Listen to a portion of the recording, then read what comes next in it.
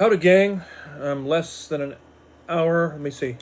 No, just over an hour away from doing my TikTok live tonight. And I'm happy to share with you that this is the last one for January in this 1983 edition of Daily Guideposts. So we're going to do it now. Get into it. Just got talking to a brother from TikTok. He's now on my Facebook, two of my accounts. His name is Brother Patrick. And shared some personal things with him, some stuff about our ministry a little bit. He shared some things. Good brother fellowship. It's good for us Christian men to deal with each other, Iron sharpens iron, men sharing with men. Men's groups in the church are very important. I'm not a part of one in our church because I don't know enough people there. I don't know if they specifically have just a men's group or not, but if they don't, they need to get one. Every church needs a men's group, and it needs to be regular fellowship every month. But alas, not many churches have that kind of thing, and some churches, they have mostly women anyway, so it's hard to do that. So get you some good men of God, get you some good brothers in the Lord to learn with, fellowship with, spend time with, confide in, etc., etc., etc.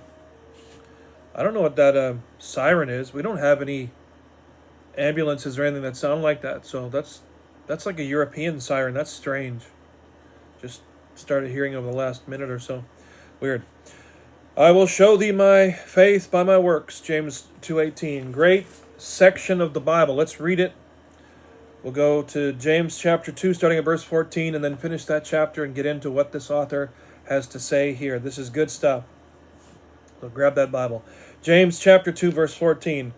What use is it, my brothers, if someone says he has faith, but he has no works? Can that faith save him?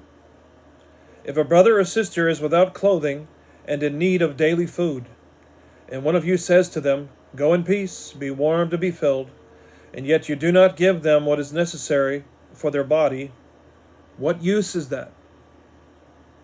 Even so faith, if it has no works, is dead by itself. But someone will say, you have faith and I have works. Show me your faith without the works, and I will show you my faith by my works. You believe that God is one? See, it's not enough just to believe in who God is. You believe that God is one? You do well. The demons also believe and shudder. They shudder in fear. It's not enough to believe. There has to be relationship there, guys. Even demons know who God is. Demons, fallen angels, and Satan himself all know who Jesus Christ is more than we do. As far as his deity, where he's at, how powerful he is, and even what he looks like. What Jesus Christ, that is. We don't. We have a relationship with him that they cannot have. So in that regard, we know more. But I'm just saying, as spiritually and all the things I just mentioned, the spirits of the enemy know more than we do, and yet it doesn't do them any good. It's about relationship. But are you willing to recognize, you foolish fellow, that faith without works is useless? Was not Abraham our father justified by works when he offered up Isaac his son on the altar? You see that faith was working with his works, and as a result of the works, faith was perfected. And the scripture was fulfilled, which says, and Abraham believed God, and it was counted to him as righteousness, and he was called the friend of God. You see that a man is justified by works and not by faith alone. And in the same way, was not Rahab the harlot also justified by works when she received the messengers and sent them out by another way? For just as the body without the spirit is dead, so also faith without works is dead. I get it. A lot of people don't get it. Martin Luther, back in the day, hundreds of years ago, he wanted to tear the book of James out of the New Testament because he didn't understand it. Meaning he thought he was preaching work salvation, which he wasn't, just that Martin Luther didn't understand it. Okay, the author says, I was only 9 years old at the time, but I've never forgotten what happened. I was skating on a pond with 5 or 6 of the neighborhood youngsters. Watching us was Mr. Debret, a widow who gave many of us our piano lessons. Suddenly a child who had strayed from the group fell through the ice and, to our horror, did not come up. while we children stood transfixed. Mrs. Debrett raced across the ice, shedding her heavy coat, scarf, gloves, and hat as she went.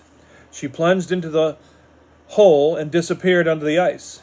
It seemed an eternity before she surfaced with the child in tow.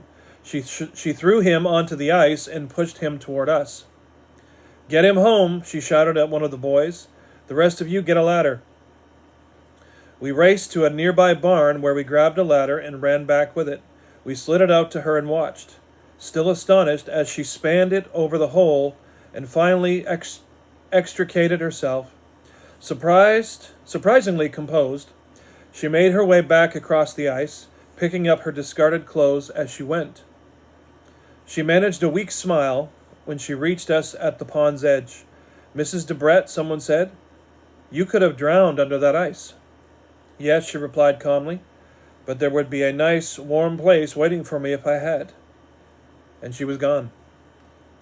In all the years since that incident, I have thought about the fire of Mrs. Debrett's faith that propelled her into the freezing waters, about her firm belief in Jesus' promise of preparing a place for her that made her capable of the most courageous act I have ever witnessed. Mrs. Debrett gave me my first glimmer of faith in action, and that gallant application of her belief set a standard that I have wanted to live up to ever since. Faith in action, folks. It's faith in action. That's what it's all about. That's what this walk with Jesus is all about. Faith in action. Dear Jesus, lead me to make my acts as bright and shining as my beliefs. James McDermott is the author of that one. All right. And now we are to the good old month of February. And I have there it is. I lost my bookmark there. All right, so we'll get back to that one whenever that'll be. It'll be a long time from now because I have so much work to do. I'm going to have to do more work in the Daily Guideposts Devotional because I have more of those than anything else. And if I keep going on a rotation of like Daily Guideposts and then 2 other devotionals back to Daily Guideposts, I can't do that anymore because I just have too many books. And I don't want to end the devotionals on just doing Daily Guideposts all in a row with nothing else. So I'm trying to mix it up as well as I can. So pray for me. Bless you guys. Appreciate you. I'll be seeing you in the next Daily Guidepost Devotional from 1983. Years down the road, I'm sure. Later.